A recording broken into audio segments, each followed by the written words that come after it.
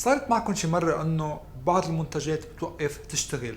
اول ما استخدمتوها كانت تعطي نتيجة حلوة، بس مع الوقت وقفت تشتغل. شو هي المشكلة؟ هل المنتج خرب؟ هل بشرتي ما بقى تقبلت هيدا المنتج؟ شو هي المشكلة؟ تعالوا نشوف مع بعض.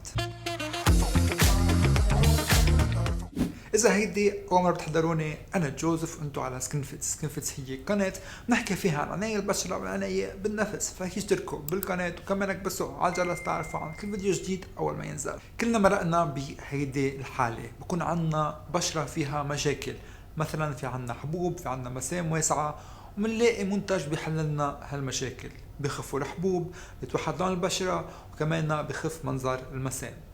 بس بعد فترة بنلاقي انه المنتج نفسه ما عم بيعطي نفس النتيجة، عم نحس انه ما عم بيشتغل بنفس الطريقة، عم بيرجعوا الحبوب، عم نرجع نحس في مسام واسعة. شو عم بيصير؟ هل المنتج وقف يشتغل؟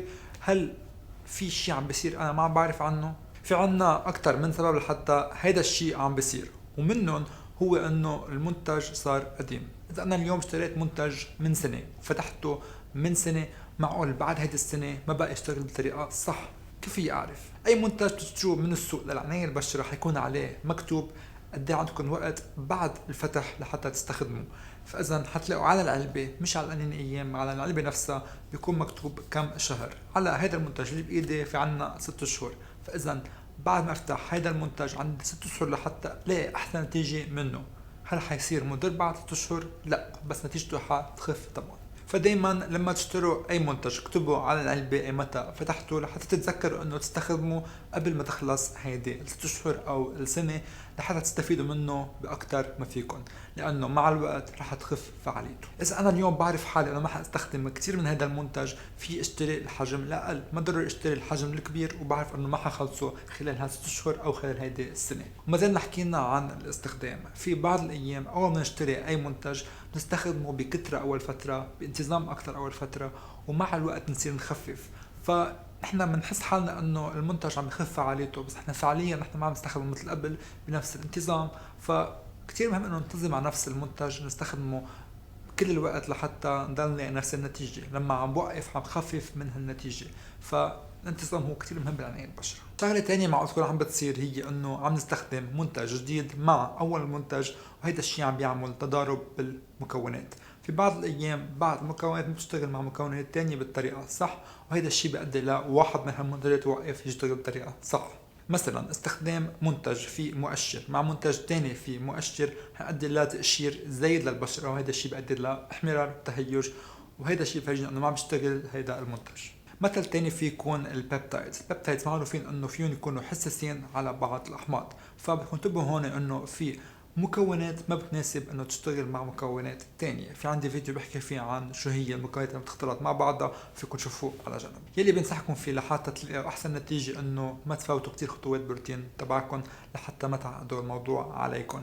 فيكم تخلوا روتين هو اساسي، فيكم غسول، تونر اذا عبالكم، سيروم لحتى تعالجوا، اختاروا سيروم واحد بدكم اياه، ومن بعدها مرطب وواقي شمس. السيروم هو حيكون فيه العلاج اللي بدكم اياه، حيكون فيتامين سي، حيكون مؤشر، اي شيء بدكم اياه بهيدي الخطوه. ما في لزوم لا يكون عندي 10 خطوات لحتى اعتني بشرتي، هيدا الشيء حيعمل لي مشاكل اكثر ما حيساعدني. فدايما اسمعوا لبشرتكم، شوفوا شو هي مشكلتها، شو هي عايزه، واستخدموا منتج بيناسب هيدي المشكله. عم بحكي هيدا الشيء لانه في عالم ما حتى بتعمل هالقصص الاساسيه، ما بتستخدم غسول باخر النهار، ما بتستخدم واقي شمس خلال النهار. هالقصص اذا ما عم بستخدمها مع اي منتج ما حلاقي نتيجه بهيدا المنتج. اذا اليوم عم بستخدم مؤشر، اول مره استخدمته لقيت نتيجه حلوه، بس لما اتعرض للشمس حضر بشرتي فحتروح النتيجه. واذا عم بستخدمه مره على مره عم باذي بشرتي اكثر وما حلاقي نتيجه ابدا. فبنتبه هون انه بس عم بستخدم مؤشر لازم احمي حالي بواقي شمس. فاذا ما عم بعمل روتين كامل وصح، هيدا الشيء بيعني انه المنتج ما حيشتغل بطريقه صح. فاليوم فيكم تستغنوا عن اي منتجات، بس اهم شيء تستخدموا الغسول خاصة بآخر النهار تنشيل المكياج عن الوجه، تنشيل واقي الشمس عن الوجه. ما نستخدم المرطب لحتى نحفظ رطوبة بشرتنا، وما نستخدم واقي الشمس لنحمي حالنا من أشعة الشمس اللي بتضر البشرة.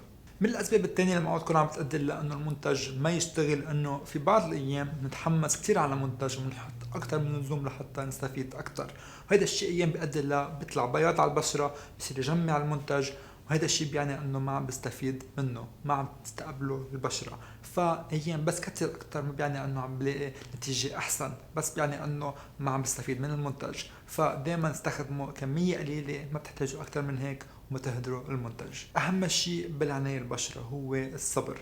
لما اكون صبور على بشرتي واشتغل معها برواق وبانتظام حلاقي نتيجة. لما استعجل وكتر واذا بشرتي ما حلاقي نتيجة بديهة. بينما اخر وعلى الارجح هيدا هو السبب يلي المنتج تبعكم ما بقى عم يشتغل، هو انه انتم تعودتوا على النتيجة. في بعض الايام انا بحس انه مثلا النايسيناميد انا بحبه كتير، بساعدني بتخفيف منظر المسامة، بحسه ايام ما بقى عم يشتغل. وبعرف انه النايسيناميد كتير بيساعدني بتخفيف منظر المسامة، فايام بوقف استخدم هيدا السيروم، ما بستخدم بقول هيدا ما عم بيشتغل حوقفه. وهون بلاحظ الفرق. في بعض الايام نحن بنتعود على النتيجة من المنتج، فبكون عندي مسام واسعة مثلا، بس استخدم منتج معين مثل النايسيناميد بيصغر منظرهم، فانا بتعود على هيدا الشكل الجديد وبفكر انه بعد فيي اشتغل بعد على هيدا الشكل. بس بينما انا بشرتي هي هون، مع هيدا المنتج صارت هون. فمع الوقت حنتعود على منظرنا وننسى كيف كانت بشرتنا بالاول. فلما انا وقفت النايسيناميد رجعت لهون، وهذا الشيء خليني انتبه قد ايه النايسيناميد ساعد لي بشرتي. فيلي عم بصير هون انه التوقعات بتكون كتير عالية، ضل اتوقع على زيادة من المنتج، بينما في له طبعا محل فيه يوصل له، في شيء بيقدر يعمله لبشرتي، بيقدر يساعدها لمنطقة معينة لحد معين، بعدين هيدا هو النتيجة الكاملة بالعناية بالبشرة، ما في يلاقي نتيجة أحسن من هيك. فهون كتير مهم نعرف التوقعات، لازم أعرف شو أتوقع من كل منتج.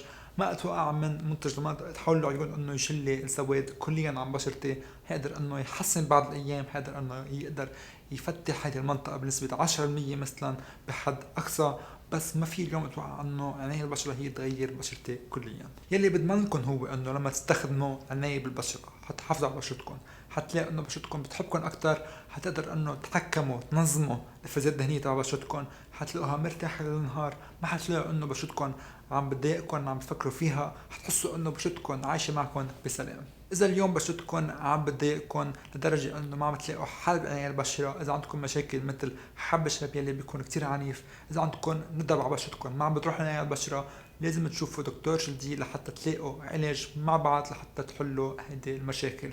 علاج في يكون ليزر، في يكون حبوب معينة، كله في له حل مع الدكتور تبعكم. بينما اذا عندكم اليوم بشرة بدكم بس تحافظوا عليها، العناية البشرة هي الحل لكم، بس اهم شيء الانتظام بروتين لحتى تلاقوا النتيجة اللي بدكم اياها، واهم شيء توقعات تكون معقولة.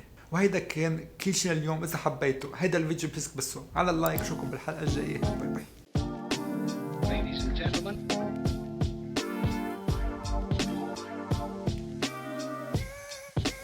Yes or no?